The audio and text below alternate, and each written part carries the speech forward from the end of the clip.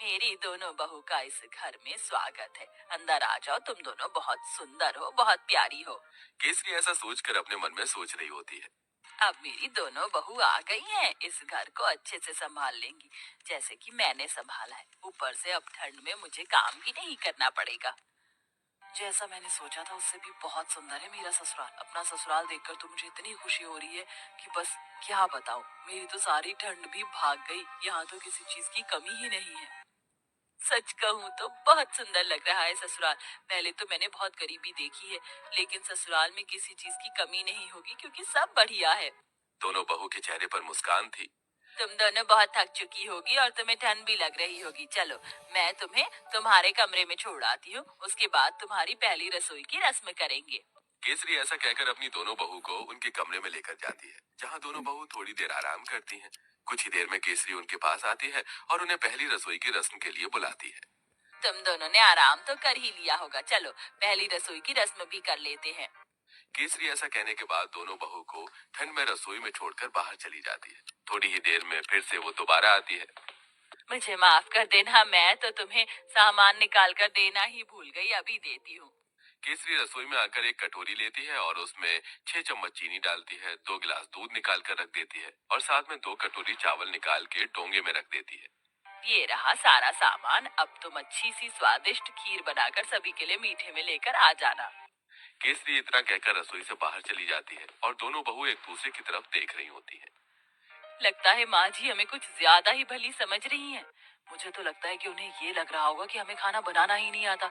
चलो, कोई बात नहीं, हम अपने हिसाब से बना लेते हैं। ज्यादा बनाएंगे ताकि रात को खाने को मिल जाए। खाने के बाद कुछ मीठा अच्छा लगता है। इस तरह आराध्या और राधिका दूध चीनी चावल निकाल कर ज्यादा सी खीर बना लेती हैं, जिसके बाद वो खीर परोसकर घर में सभी को देती हैं। बहुत अच्छी खीर बनाई है। वैसे ठंड में खीर अच्छी लगती है, लेकिन चलो खाना तो अच्छा बनाना आता है तुम्हें। कितनी अच्छी बात है, मेरी बहू तो बिल्कुल मेरे जैसी आई है, थोड़े सामान में ही अच्छा खाना बनाना। केसरी ये सोचकर बहुत खुश हो रही होती है। वो कुछ देर बाद अपने कमरे में आराम करने चली जाती है। अब दोपहर का खाना बनाने की बारी आती है, तो दोनों बहू ठंड में रसोई में आती है। कुछ ही देर में केसरी भी रसोई में आती है। अरे, इस वक्त तुम रसोई में क्या कर रही हो? माँ जी, हमने सोचा कि समय पर ही दोपहर का खाना बना देते हैं। अरे, दोपहर के खाने की क्या जरूरत है, सीधा शाम को खाना बनाना चाहिए ना। वैसे भी ठंड में इतनी भूख कहाँ लगती है। और इस पतीले में क्या रखा है? केसरी तब पतीले को देखती है तो उसके अंदर खीर होती है।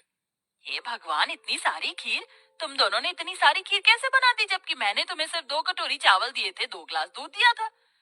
अरे माँ जी, हमने ज्यादा इसलिए बना ली थी ताकि हम रात तक आराम से खीर खाते रहें। हे भगवान, तुम्हारा पेट है कि कुआं? आज के बाद ऐसा बिल्कुल नहीं होना चाहिए। जितना मैं सामान दूंगी उतना ही बनेगा। ठंड में इतना खाना कोई नहीं खाता। लेकिन माँ जी, लेकिन वेकिन कुछ नहीं। इस घर को चलाना है या घर की बर्बादी करनी है? आज से ही अपने कान में आटा लगा लो, फिर ये गलती नहीं होनी चाहिए। राम राम राम, इतनी सारी खीर देखकर कहीं आज मुझे हार्ट अटैक ही ना आ जाए। ऐसा बोलते बोलते केसरी अपने कमरे में चली जाती है और दोनों बहू ठंड में कांपते हुए एक दूसरे को देखती रह जाती हैं। फिर आती है रात को खाना बनाने की बारी।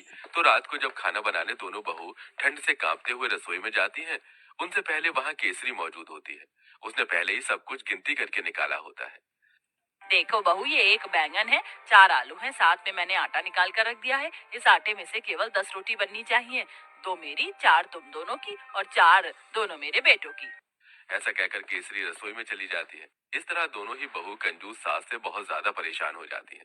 रोटी बनाते बनाते आखिरी में 10 रोटी के बाद एक लोई रह जाती है। दोनों बहू वो भी बना देती हैं। तो इस बात पर भी केसरी उन्हें खूब सारी बातें सुना रही होती है।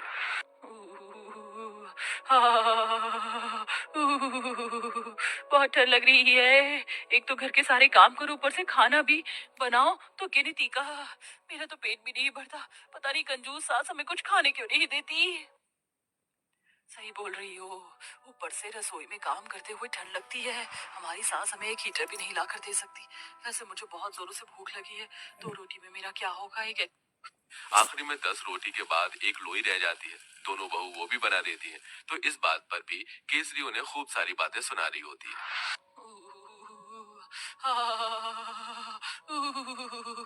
बहुत ठंड लग रही है। एक तो घर के सारे काम करो, ऊपर से खाना भी बनाओ तो गिनती का। मेरा तो पेट भी नहीं भरता। पता नहीं कंजूस सास हमें कुछ खाने क्यों नहीं देती।